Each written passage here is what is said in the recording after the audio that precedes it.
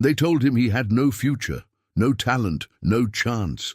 A record executive sat across from a young man with slicked back hair and a guitar, looked him dead in the eye, and said he should go back to driving trucks, that he'd never make it, that his voice was ordinary, his style was nothing special, and the world didn't need another mediocre singer trying to sound different. The young man walked out of that office with his head down, clutching rejection like a weight he couldn't drop. But years later, that same executive received something in the mail, a piece of paper that would haunt him for the rest of his life, a check, signed by the man he called talentless. And the amount written on it? Let's just say it wasn't small. This is the story of Elvis Presley, the king of rock and roll, and the legendary revenge that proves sometimes the best response to doubt is simply success. If you've ever been told you're not good enough, that your dreams are too big, or that you should just give up and do something realistic, then you need to hear this story. Because what Elvis did wasn't just about proving one man wrong, it was about rewriting the rules. Subscribe, hit that like button, and turn on notifications, because stories like this don't come around often, and you won't want to miss what happens next. 1954, Memphis, Tennessee. A city vibrating with music pouring out of juke joints, street corners, and tiny recording studios that barely had enough space for a microphone.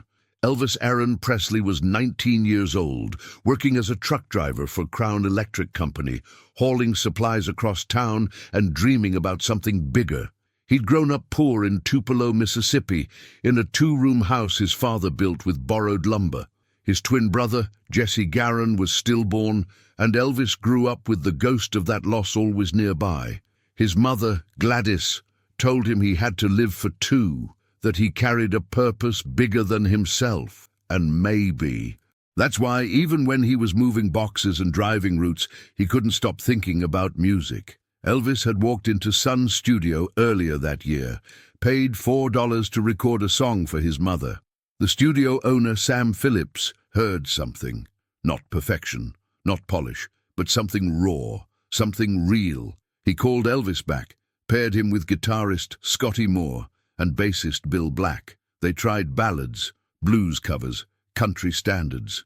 Nothing clicked. Then, during a break, Elvis started messing around with an old Arthur Crudup blues song, That's All Right. He sped it up, added a hiccup to his voice, moved his body in a way that wasn't planned, just felt. Scotty and Bill joined in. Sam Phillips hit record, and that's when everything changed.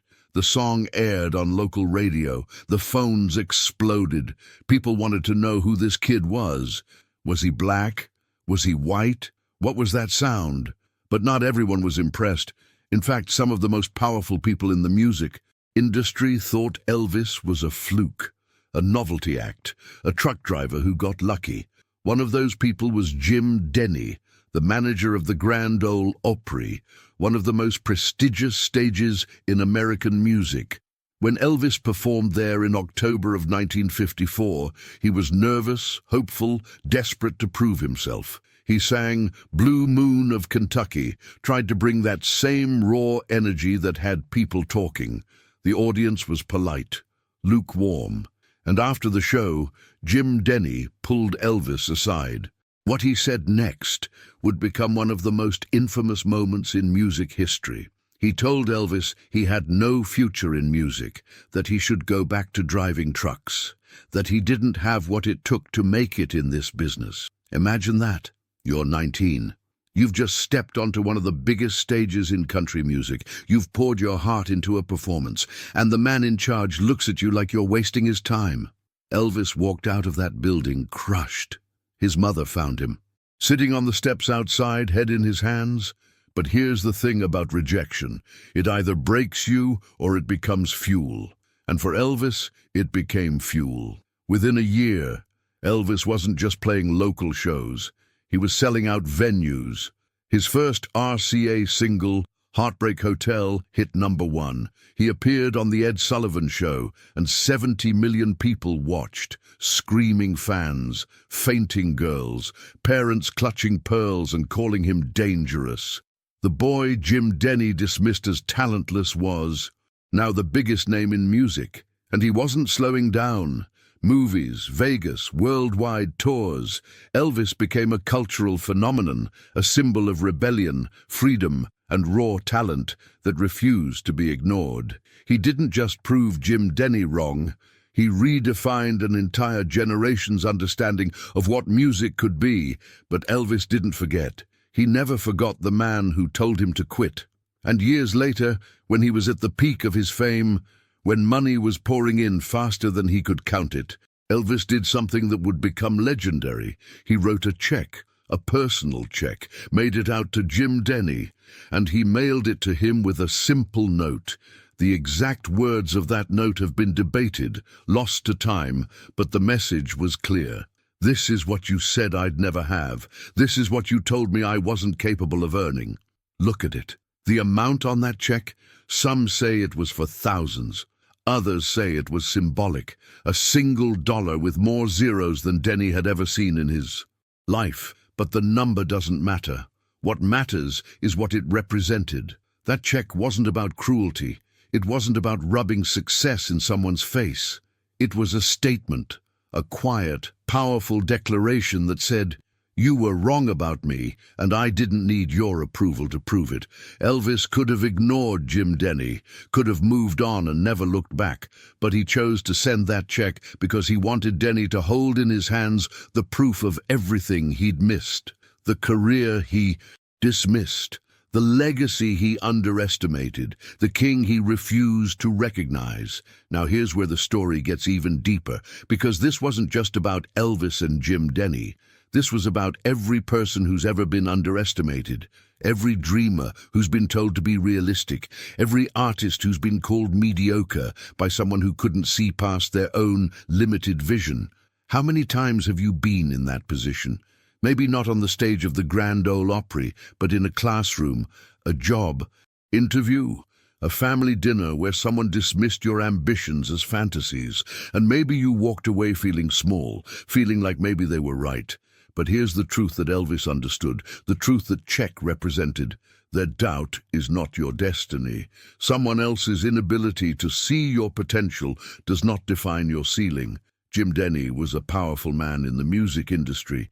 He had connections, experience, authority, and he was completely, utterly wrong. Because talent isn't always obvious. Potential doesn't always fit into neat categories, and sometimes the people in charge are the last ones to recognize what's coming next. If this story is hitting you right now, if you've ever felt the sting of someone telling you that you're not enough, then do me a favor.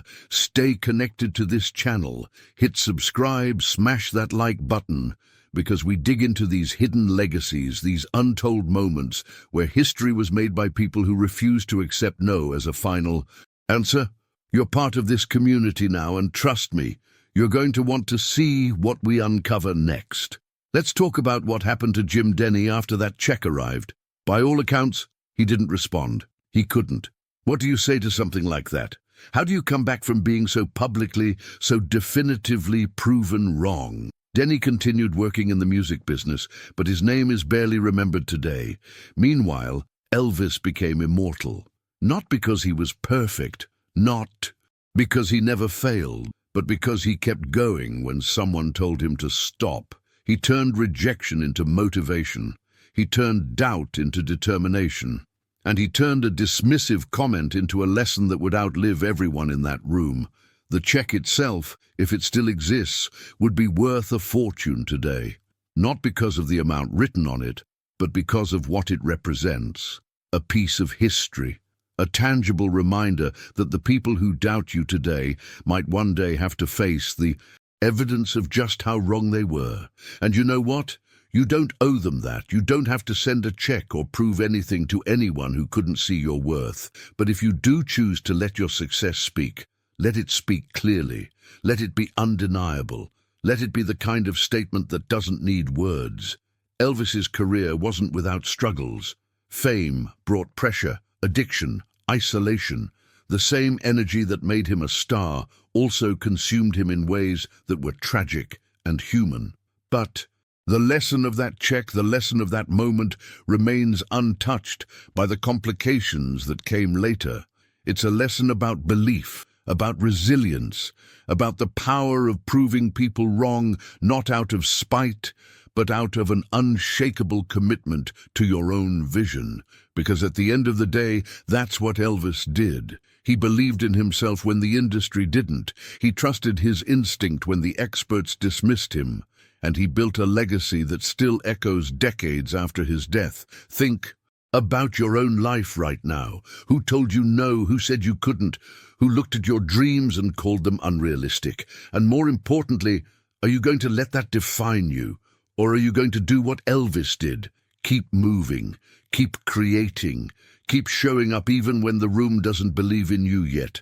Because here's the secret, the room doesn't have to believe in you. You just have to believe in you. And if you do that long enough, loud enough, boldly enough, eventually the room has no choice but to pay attention. Elvis didn't wait for permission. He didn't need Jim Denny's approval to become the king. He took the rejection, absorbed it, and used it as evidence that the system wasn't designed to recognize him yet. So he changed the system. He redefined what success looked like. He made the industry bend to him instead of the other way around. And that's the kind of power that comes from owning your story, from refusing to let someone else write your ending. This is why we do what we do here at The Hidden Legacy. We find the stories that didn't make it into the textbooks, the moments that reveal the real human struggle behind the legends, because Elvis wasn't born a king. He was made into one through rejection, persistence, and a refusal to accept limits. And if you're building something right now, if you're fighting for a dream that no one else understands, then you're walking the same path. You're writing your own check. And one day, people are going to look back and realize they should have believed in you sooner. So here's what I want you to do. Right now, before you move on, subscribe to this channel, hit that like button, turn on the notification bell, because we're not just telling stories here. We're building a community of people who refuse to quit, who see rejection as redirection, and who understand that legacy isn't given, it's earned. You belong here, and we've got so much more to show you. The check Elvis wrote wasn't the end of the story. It was a punctuation mark in the middle of a life that kept defying expectations. After Jim Denny's rejection, Elvis went on to record over 100 million records. He starred in 33 films. He performed sold-out shows in Las Vegas that became the gold standard for live entertainment. He influenced everyone from the Beatles to Michael Jackson, from Bruce Springsteen to Beyoncé. His voice, his style, his energy became the blueprint for modern music. And it all started with a kid who was told he had no talent. But let's zoom out for a second, because this story isn't just about Elvis. It's about the Jim Dennys of the world, the gatekeepers who think they know what talent looks like, who believe their judgment is final, who dismiss people based on limited exposure or personal bias. History is filled with these people: the publisher who rejected J.K. Rowling 12 times, the studio executive who passed on Star Wars, the investor who called Airbnb a terrible idea. These aren't bad people. They're just people who couldn't see past their own perspective. And the lesson isn't to hate them. The lesson is to not become them. When you're in a position of power, when someone brings you an idea, a dream, a vision that doesn't fit your expectations, remember Elvis. Remember that your no might be the thing someone uses as fuel to prove the world wrong. So be careful with your words, be thoughtful with your judgments, because you never know when you're standing in front of the next king, the next legend, the next person who's going to change everything. And if you dismiss them, if you tell them to go back to driving trucks, you might just end up as a footnote in their story, a cautionary tale, a name people mention when they talk about how wrong the experts can be. Elvis understood this too. As his career exploded, he didn't become a gatekeeper himself. He lifted people up. He gave opportunities to musicians, songwriters, and performers who reminded him of where he came from. He knew what it felt like to be dismissed, so he made sure others didn't have to feel that way if he could help it. That's the other side of the check. It's not just about proving someone wrong. It's about building a world where fewer people have to fight as hard as you did to be seen. Now imagine if Elvis had listened to Jim Denny. Imagine if he'd taken that rejection as truth, gone back to Crown Electric, spent the rest of his life driving trucks and wondering what could have been. The world would have lost a king.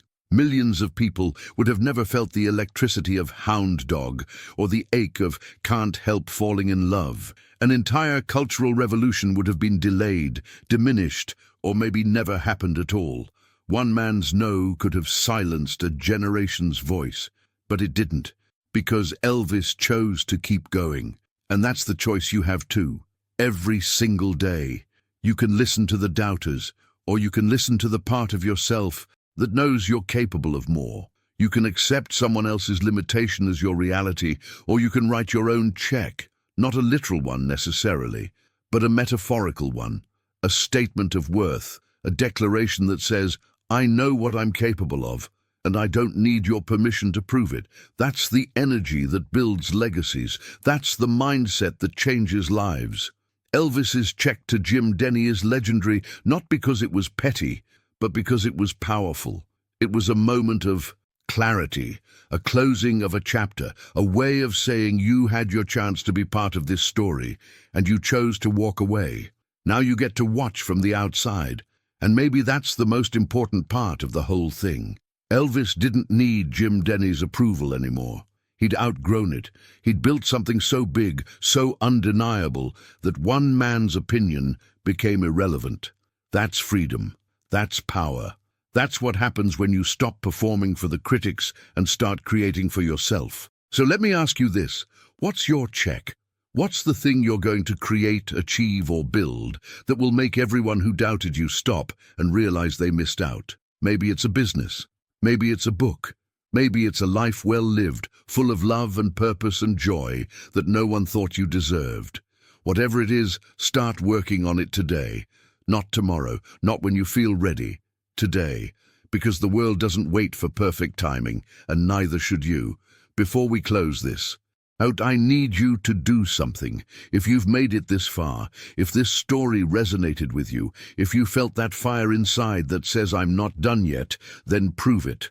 Subscribe to The Hidden Legacy. Hit that like button so more people can find this story. Turn on notifications so you never miss another piece of history that might just change the way you see yourself. And when those videos pop up on your screen at the end, the ones we've carefully chosen just for you, watch them. Because this isn't the end of your journey. It's just the beginning. You're part of something bigger now, a legacy of people who refuse to quit. And we're not stopping anytime soon. The check became more than paper and ink.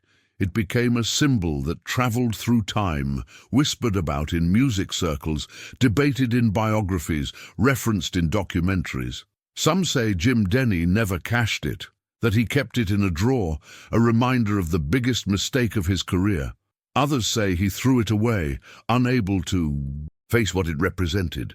But the truth is, it doesn't matter what he did with it. What matters is what it did to him, what it continues to do to anyone who hears the story. It forces a moment of reflection, a question that cuts deep. How many times have I been Jim Denny? How many times have I looked at potential and called it nothing? Elvis knew the power of that question. He lived it every day, because even after he became the king, even after the world bowed at his feet, there were still people who didn't get it. Critics who called his music primitive, scholars who dismissed him as a product of cultural appropriation rather than innovation, people who said he got lucky, that he was in the right place at the right time, that anyone could have done what he did, and maybe that hurt. Maybe it still stung, but Elvis had already learned the most important lesson. You don't need everyone to understand, you just need to keep moving forward. There's something profoundly human about that.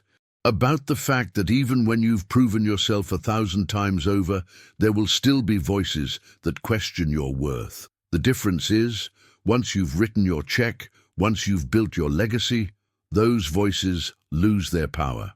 They become background noise, static, an echo of a world that couldn't keep up with you. And that's where real freedom lives, not in the absence of criticism, but in the inability of criticism to stop you.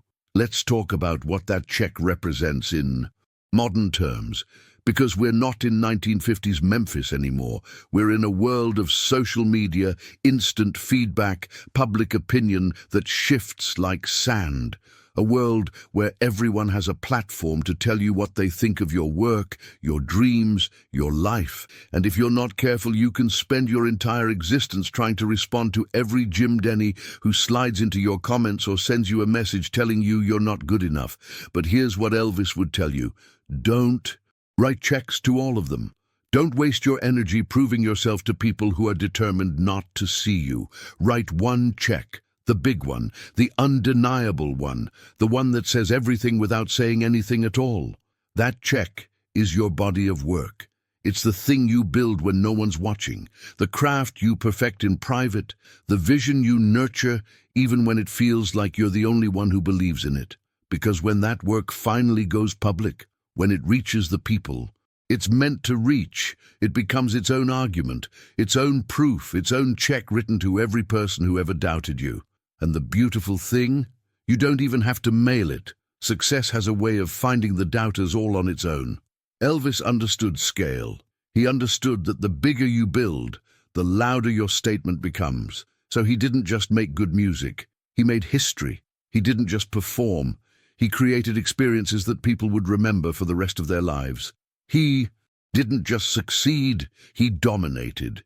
And that's the level of commitment required when you've been told you're nothing. You can't just be good. You have to be unforgettable.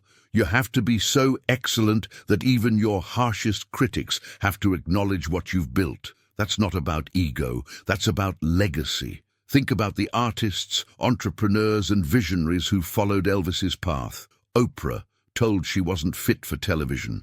Steve Jobs, fired from his own company. J.K. Rowling, rejected by publisher after publisher. Beyoncé, told she wasn't as talented as the other girls in Destiny's Child. Every single one of them had their Jim Denny moment.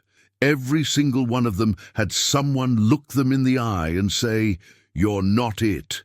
And every single one of them wrote a check with their success, not out of spite, not out of revenge, but out of an unshakable belief that their vision was worth pursuing regardless of who couldn't see it yet.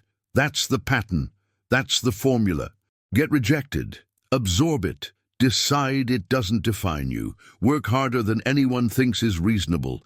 Build something undeniable. Let the work speak. And then, if you choose, send the check. The metaphorical one.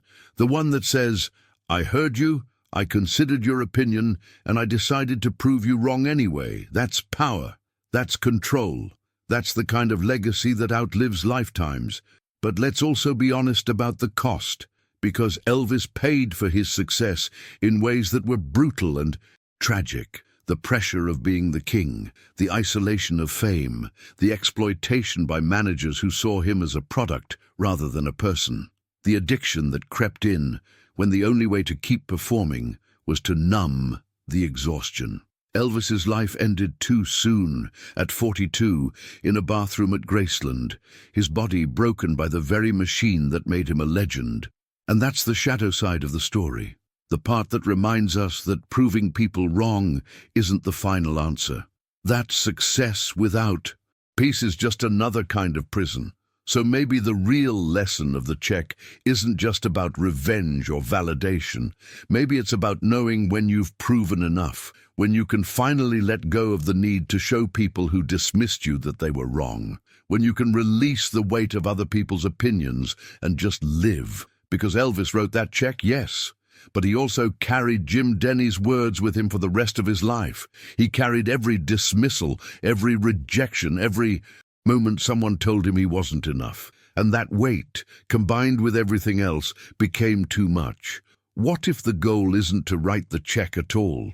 What if the goal is to build something so meaningful to you that other people's opinions become irrelevant? What if the ultimate victory isn't in proving Jim Denny wrong, but in forgetting Jim Denny exists? That's the level of freedom most people never reach.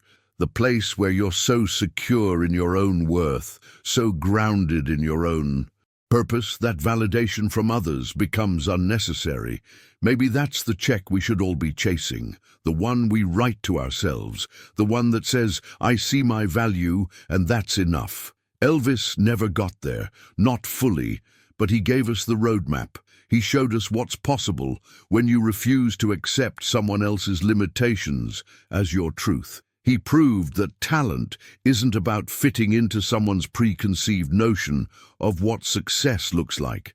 It's about creating your own definition and living it so fully that the world has no choice but to adjust. That's revolutionary. That's transformative, and that's why, decades after his death, we're still talking about him, still learning from him, still inspired by the truck driver who became a king. So here's the final challenge. What are you building right now that's bigger than anyone's doubt? What are you creating that will outlive the critics? What's your legacy going to be when the noise fades and all that's left is the work? Because that's what matters. Not the check, not the revenge, not the validation, just the undeniable truth of what you built when everyone said you couldn't. That's the story worth telling. That's the legacy worth leaving. And that's exactly what Elvis did.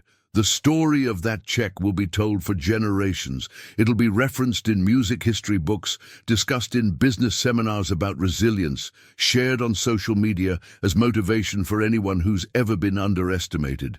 But the real power isn't in the story itself. It's in what you do with it, how you let it fuel your own journey, how you decide right now in this moment that you're not going to let doubt win, that you're going to build something so powerful, so authentic, so true to who you are, that no one will ever question your worth again. And when you do that, when you reach that place where your work speaks louder than any critic ever could, you won't need to write a check. You'll just smile, because you'll know.